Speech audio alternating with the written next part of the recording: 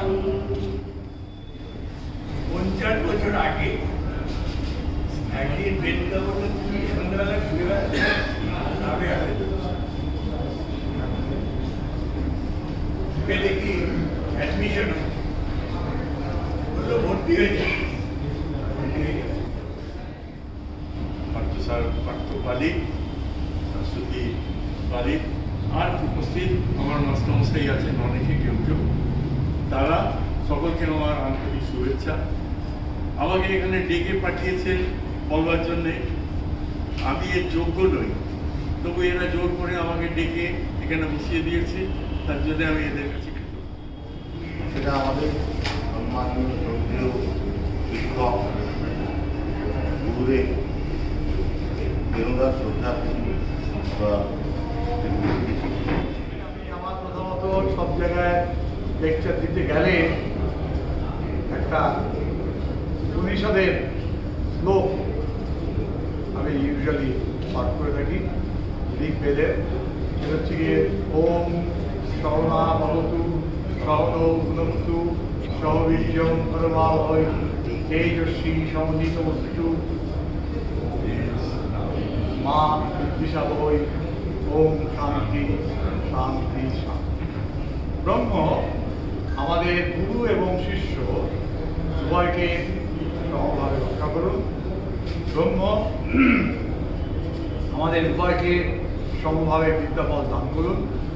আমরা যেন বিদ্যাফল লাভে সমর্থ হই, আমরা যেন কারোর প্রতি বিদ্বেষ ভাবাপন্ন না হই। আমাদের শান্তি হোক, পার্থিব জগতের শান্তি হোক, এই বিশ্ব ব্রহ্মাণ্ডের শান্তি। এ কথা বলে আজকে এখানে যারা উপস্থিত আছেন বিশিষ্ট গুণীজন এবং আপনারা যারা আছেন সকলকে আমার আন্তরিক প্রীতি, শুভেচ্ছা, ভালোবাসা, শ্রদ্ধা এবং প্রণাম।